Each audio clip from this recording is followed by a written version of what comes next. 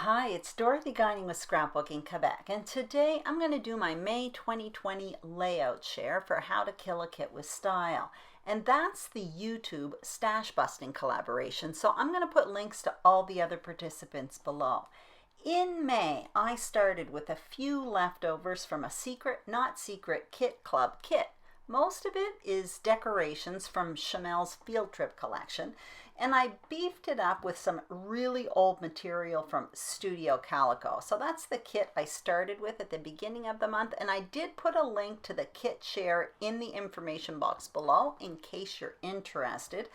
Basically, none of this material I was thrilled about, but I ended up making 12 layouts that I really liked with this material. So before showing you, I just want to point out I did have to cover up some of the photos, and also I'll put links to any process videos. So here are the first two pages I did. I started by creating two kind of mini kits. So the first 6 I'm showing you are all the mini kits. And this one here, there's a process video for the design, not the pages themselves. It was for Stretch the Sketch, and the page on the left is a sketch by Crafty Maggie. Now the next 2 pages, again, it's from the same little mini kit. I had to cover up the photos in this case. When I put my kit together at the beginning of the month, I put in 2 sets of stamps, one with coordinating punches and the other one with coordinating dies. Well, I used all of those tools on these 2 pages, so I'm really happy about that. I also used the paper as well as the titles and those puppy little hearts there. Those are the tools I'm talking about. So that one there is called A Pocket Full of Sunshine by Stampin' Up. I've used it before, but it's been a long time, and this one here I almost never used. It has 2 daisy punches that coordinated with the stamp set, so I used those as well. So I always love utilizing my tools, and it's fun to challenge myself every month to use something either that I haven't used before or I haven't used in a long time. Now I only had scraps left over from this mini kit, and I created these 2 pages with it. I had to cover up the photos. As you can see, these are graduation photos, and yeah, I used the paper from the kit, but basically I dug into my stamps and punches to create decorations because I didn't really have anything to go with this for decorations in my kit. It was a university graduation, so the decorations were a little bit too young for that. Anyway, I was really happy to use those stamps, the way to go, way to go, way to go, and the other words all came from one kit and the globes from another one. So that was fun. So now I'm moving on to the second mini kit that I put together at the beginning of the month, and most of this stuff is from Studio Calico.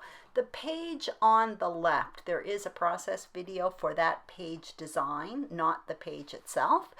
And again, I used all material from my kit. This material here is absolutely ancient, and I've been looking at it for many years and completely bored with it. So I'm really happy to use it. I do like the pages, so I'm quite happy with the overall results.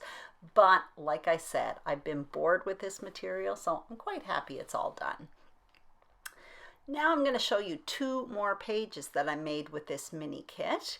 And these ones here are actually quite plain. I did not add a lot of embellishments. I found that the photos were quite striking. It's of a museum in Montreal, and it was a mummy exhibit, and those are real mummies, and I was absolutely fascinated. So I just added a bit of chipboard. In my kit there was a chipboard from Pink Fresh Studio, a case of the Blas. So those are 3 pieces I used here, and I just showed them to you. Also, I used the letters from my kit as well as the paper. Anyway, pretty classic designs, but like I said, not much embellishing there, but I'm happy with it. I like the photos. Finally, I just had a bunch of scraps left. So what I did was I took those daisy punches and I just punched out a whole whack of daisies.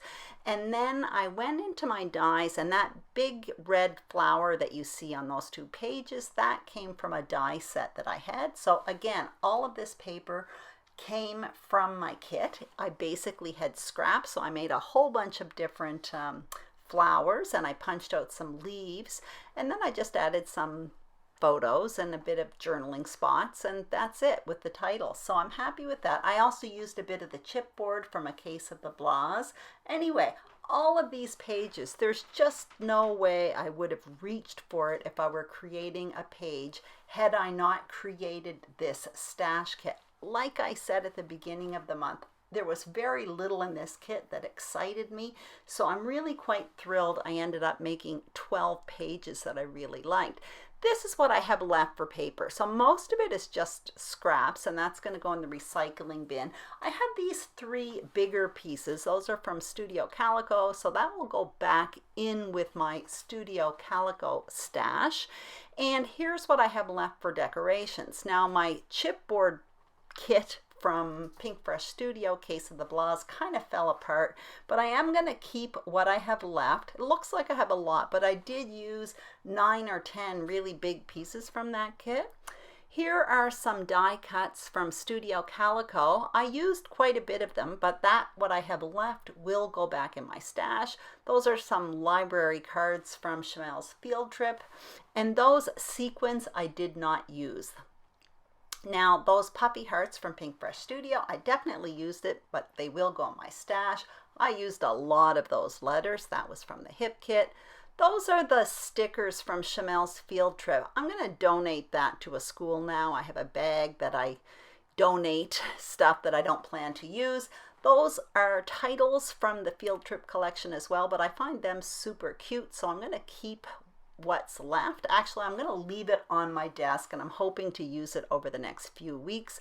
Those letters there will probably go in my donate bag as well.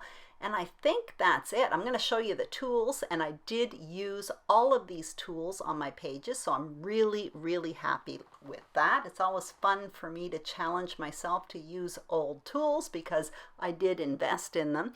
So anyway, that is what I made with my stash kit in May 2020. I hope you enjoyed this video. If you did, please give it a thumbs up. Don't forget to subscribe to Scrapbooking Quebec if you haven't already, and be sure to check out the other participants. Their links are listed below.